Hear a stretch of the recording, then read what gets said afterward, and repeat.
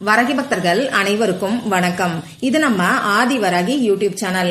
வரகி அன்னையோட அருள் பரிபூரணமா எல்லாருக்குமே கிடைக்கணும்னு மனசார பிரார்த்தனை செஞ்சுக்கிட்டு நாம இந்த பதிவை ஆரம்பிக்கலாம். இன்னைக்கு ஜனவரி மாசம் 1ஆம் தேதி 2025 வருஷத்தோட முதல் நாள். இந்த நாள்ல பல அற்புதமான சேர்க்கைகள் நமக்கு இருக்கு. இப்படிப்பட்ட சக்தி வாய்ந்த நாள்ல இன்னைக்கு நைட்டுக்குள்ள பீரோல இப்ப நான் சொல்ல போற பொருளை மட்டும் நீங்க வச்சாலே போதும், உங்க வீட்டுல எண்ணி வைக்க முடியாத அளவுக்கு பணம் சேர்ந்துகிட்டே இருக்கும்னு சொல்லலாம். இன்னும் சொல்ல போனா பல லட்சம் பேருக்கு உடனடியா பலன் கொடுத்த அற்புதமான ஒரு பரிகாரத்தை தான் இப்ப நாம தெரிஞ்சுக்க போறோம். வாங்க, இது என்ன பரிகாரம்னு இப்ப நாம தெரிஞ்சுக்கலாம். இன்னைக்கு நமக்கு வருஷத்தோட முதல் நாள். இந்த நாள்ல நாம செய்யக்கூடிய பரிகாரமும் வழிபாடும் இந்த வருஷம் ஃபுல்லா நமக்கு நிம்மதியான சந்தோஷமான வாழ்க்கைய ஏற்படுத்தி கொடுக்கும். அடுத்ததா பாத்தீங்கன்னா இன்னைக்கு நமக்கு 3ஆம் பிறை சந்திர தரிசனம் இருக்கு. வருஷத்தோட முதல் நாள்லயே வரக்கூடிய 3ஆம் பிறை சந்திர தரிசனம் கூடுதல் சிறப்பு வாய்ந்ததுன்னே சொல்லலாம்.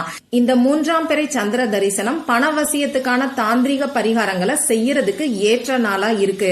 இந்த நாள்ல நாம செய்யக்கூடிய பரிகாரம் அந்த பிறை நிலவு வளர்ற மாதிரி நம்ம வாழ்க்கையையும் முன்னேற்ற பாதையில கொண்டு போகும்.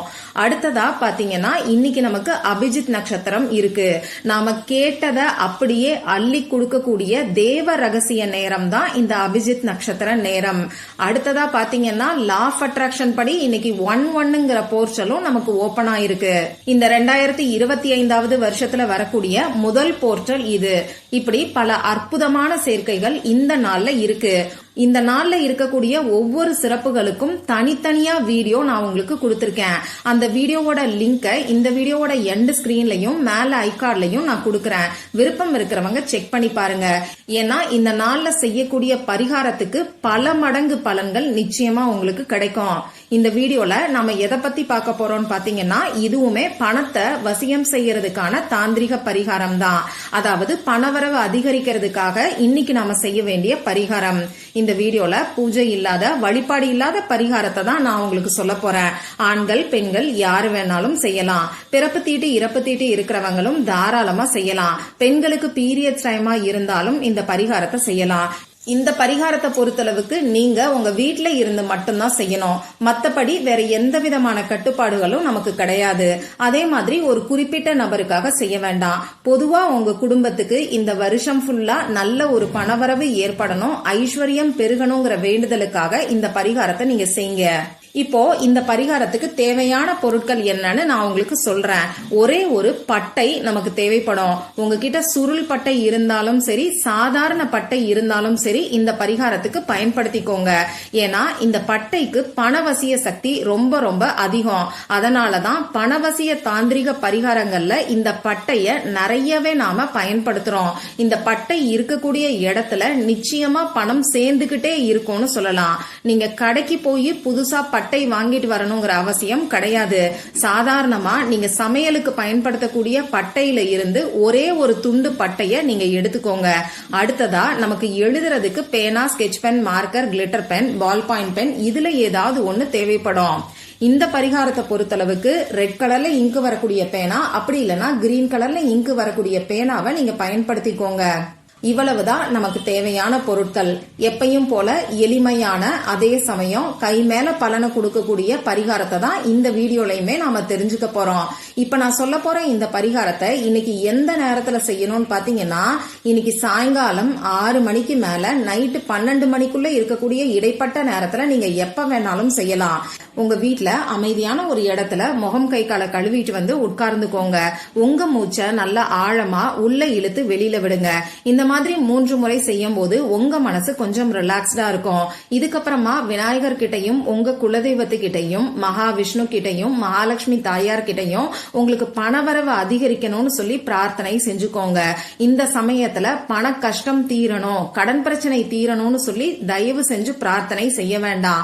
நேர்மறையான வார்த்தைகளை பயன்படுத்தி நீங்க பிரார்த்தனை செஞ்சுக்கோங்க. இந்த பரிகாரத்தை யாரெல்லாம் செய்யலாம்னு பாத்தீங்கன்னா பணம் சம்பந்தப்பட்ட பிரச்சனைகள் இருக்கிறவங்க எல்லாருமே செய்யலாம். கொடுத்த பணம் திரும்பி வர்றதுக்காகவும் இந்த பரிகாரத்தை செய்யலாம். கடன் பிரச்சனை தீர்றதுக்காகவும் செய்யலாம். அதே மாதிரி வீண் வரைய செலவுகள் குறையறதுக்கும் வறுமை நீங்கிறதுக்காகவும் இந்த பரிகாரத்தை செய்யலாம். பண வரவுல தடைகள் இருக்குன்னு நினைக்கிறவங்களும் இந்த பரிகாரத்தை செய்யலாம். வேலையில சம்பள உயர்வு கிடைக்கிறதுக்காகவும் தொழில்ல வியாபாரத்துல லாபம் அதிகரிக்கிறதுக்காகவும் இந்த பரிகாரத்தை செய்யலாம்.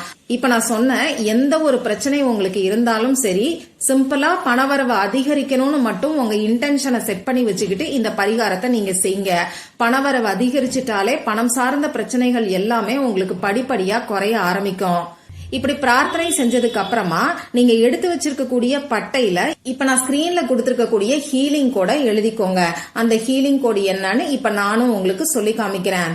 19962114 இன்னொரு முறை சொல்லி காமிக்கிறேன்.